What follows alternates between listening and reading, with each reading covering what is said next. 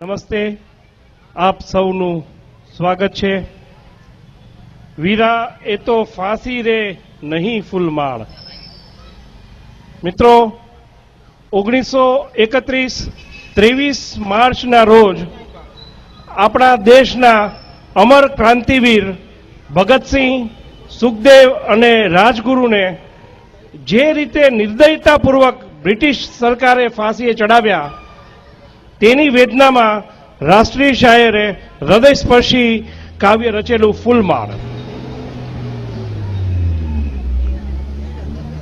કહે છે કે ભગતસિંહ જેલની કોટડીમાં હતા ત્યારે એમની જેલની કોટડીની સફાઈ કરતા વયોવૃદ્ધ વાલ્મીકી સમાજના સફાઈ કામદારને ભગતસિંહ પર ખૂબ લાગણી હતી। તેમને થતું કે આવો નવયુવાન દેશને માટે નાની ઉંમરમાં ફાંસી ચડી જશે। ભગતસિંહને પણ ખૂબ લાગણી હતી સફાઈ કામદાર માટે। ભગતસિંહ તેમને પ્રેમથી બે કહીને કહેતા, એ કહેતા કે આ તો મારી માતા છે।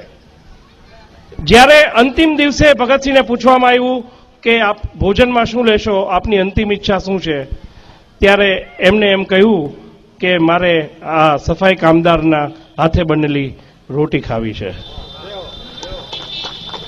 ખરેખર આજે સમગ્ર વાલ્મીકી સમાજ અહીંયા એકત્રિત થયો છે ત્યારે આમ ખૂબ વિનમ્રપણે એમ કહેવાનું મન થાય છે કે વાલ્મીકી સમાજની આ એક રોટીનું ઋણ કે એનું મૂલ્ય દેશ ક્યારેય ચૂકવી નહીં શકે। વાલ્મીકી સમાજનું દેશની આઝાદીની લડતમાં સુવર્ણ અક્ષરે નામ અંકિત છે। આપ સૌને વંદન। અને આજે ખૂબ આનંદની વાત છે કે આ ઐતિહાસિક દિવસની પૂર્વ સંધ્યાએ સમસ્ત વાલ્મીકી સમાજે શહીદ વીરોને સ્મરણાંજલિનું કાર્યક્રમનું ખૂબ સરસ આયોજન કર્યું છે અને સમાજના અગ્રણીઓએ ખૂબ લાગણીથી આની પાછળ જહેમત ઉઠાવી છે। તેમનો હું ખૂબ વિનમ્રપણે આભાર માનું છું। અને ખાસ કરીને કલાકાર મિત્રો અભેસીભાઈ, ગંગારામભાઈ વાઘેલા, બેન ઇન્દિરાબેન, એ પણ સૌ લાગણીથી અહીંયા પધાર્યા છે, તેમનું પણ ઋણ સ્વીકાર કરું છું। મિત્રો, ખાલી બે વાત નાની કહી દઉં કે આજે આપ કે ઝવેરચંદ મેઘાણી 1917માં ભાવનગરની શામળદાસ કોલેજમાં BA નો અભ્યાસ કરતા હતા ત્યારે બાજુમાં જ એક વંચિત સમાજની છાત્રાલય હતી જ્યાં નાના નાના છોકરાઓ અભ્યાસ કરતા। ઝવેરચંદ મેઘાણી અવારનવાર તે છાત્રાલયમાં જતા અને ત્યાંના એકવાર નિર્દોષ બાળકના હાથનું પાનનું બીડું એમને ખાધું અને તે વખતે રૂઢિચુસ્ત સમાજમાં હુવાપો થઈ ગયો। તેમનો સામાજિક બહિષ્કાર થયો, પણ તેમને એ હસ્તે મોઢે સ્વીકાર્યો। અને ખાસ તો એમનું જે સૌથી લોકપ્રિય પુસ્તક સૌરાષ્ટ્રની રસધારમાં વાલ્મીકી સમાજની અનેક શૌર્ય, શીલ અને સ્વાર્પણની કથાઓ આલેખાઈ છે। આજે યોગેશભાઈ, મહેન્દ્રભાઈ, અભેસીભાઈ બેઠા છે, એમને તો ખ્યાલ હશે, કાન્યો ઝાપડો ભાઈ। આજે આ કાવ્ય આ અમર ગાથાઓ આજે પણ વાંચીએ છીએ ત્યારે આંખમાંથી આંસુ પડી જાય છે। ખાલી કાન્યા ઝાપડા વિશે 2 મિનિટ આપને વાત કહીશ કે બાકી તો સરસ અભેસીભાઈ આપને વાત કહી શકશે। આપને ખ્યાલ હોય કે અહીંથી આપણે સાયલા જઈએ એટલે સાયલા જે ચોકડી આવે છે ત્યાંથી ડાબી બાજુ વળીએ પાડિયાદ તરફ, ત્યાં વચ્ચે એક સુદામણા કરીને ગામ આવે છે, ત્યાં કાનિયો ઝાપડો કરીને આપણા સમાજના એક ઢોલી હતા। પોતે ખૂબ ભીરુ સ્વભાવના હતા અને બન્યું એવું કે એકવાર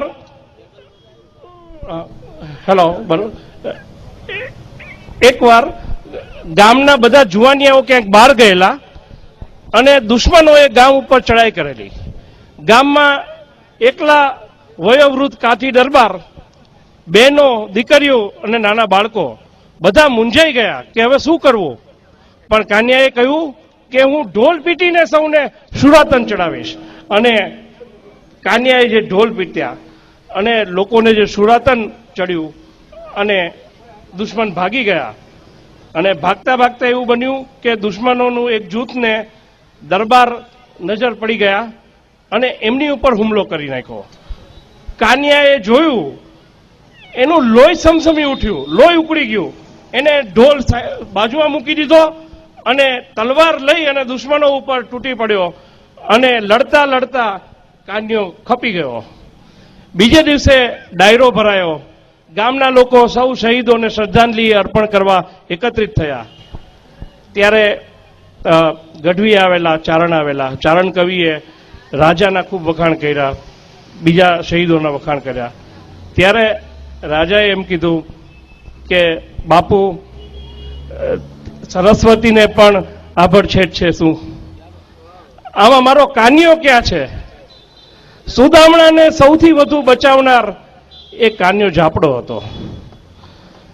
ખરેખર મિત્રો, આજે એમની ડેરી ત્યાં છે અને એક મારી ખૂબ હૃદયની ઈચ્છા છે કે ત્યાં એક સરસ ભાવાંજલિ કાર્યક્રમ એ જગ્યાએ કરશું. અને એક બીજી નાની વાત ભાઈ વિશે,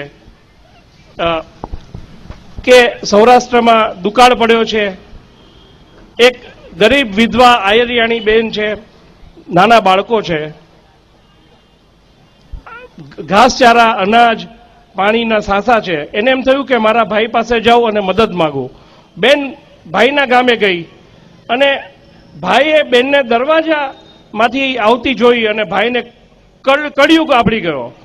ભાઈ પાટલા દરવાજેથી નીકળી ગયો અને બેન ગઈ ત્યારે ભાભીએ કીધું કે ભાઈ તો નથી. અને ભાભીએ બેનને એમ પણ ન કીધું કે બેન શું કામ છે, તું ઘરમાં આવ. બેનને એમ થયું કે હમણાં જમીન જગ્યા આપે તો આમાં હું સમાઈ જાઉં. બેન રડતી રડતી ગામને જાપે નીકળી. ત્યાં આપણા સમાજના જોગિયાભાઈ ત્યાં બહાર રહેતા હતા. એ બેનને નાનપણથી જોતા હતા. એટલે એને કીધું, બેન તું કેમ રોવે છે? તો કે ભાઈ, મારો માનો જણ્યો ભાઈ મોઢું ફેરવી ગયો છે. તો કે બેન, હું તો તારો ભાઈ છું ને. પોતે જોગિયાભાઈ પોતે ખૂબ ગરીબ, એમની સ્થિતિ પણ ખૂબ ખરાબ, પણ એમને ગાડું ભરીને જુવાર અને રોકડ ખર્ચી માટે થોડા પૈસા આપ્યા અને પોતાના દીકરાને કીધું કે બેટા જા, ફઈને માનભેર એમના ગામ મૂક્યા આવો. અને દીકરો પાછો આવ્યો ત્યારે ખાલી હાથે આવ્યો. ત્યારે બાપે પૂછ્યું કે બેટા, ગાડું ને બળદ ક્યાં ગયું? તો કે બાપુ, હું પણ ફૂઈને ફુયારું ન કરી શકું. તમે જુવાર આપી તો હું મારી ફઈને બળદ અને ગાડા આપીને આવ્યો છું. ધન્ય છે જોગ્યો અને ધન્ય છે એમનો પુત્ર. ખરેખર મારા અહોભાગ્ય છે કે હું આ ભૂમિ ઉપર ઊભો છું, રામદેવ પીરની જગ્યા ઉપર. અને આપનો ખૂબ ખૂબ આભાર. સૌનું સ્વાગત. આપણે કાર્યક્રમ શરૂ કરીએ અને સૌથી પહેલા અગ્રણીઓને આપણે આમંત્રિત ખાસ કરીએ કે આપ બધા પધારો. અને ખાસ આજે અમારું અહોભાગ્ય કે શીખ સમુદાયના અગ્રણીઓ સરદાર સાહેબ દેવેન્દ્રસિંહજી ખાસ અહીંયા પધાર્યા છે. ભાઈ, અમારે તો દેશને શહીદ ભગતસિંહનું ઋણ છે, કોઈ દિવસ નહીં ભૂલી શકાય. એ ઇતિહાસનું પાનું ક્યારેય નહીં ફાડી શકાય.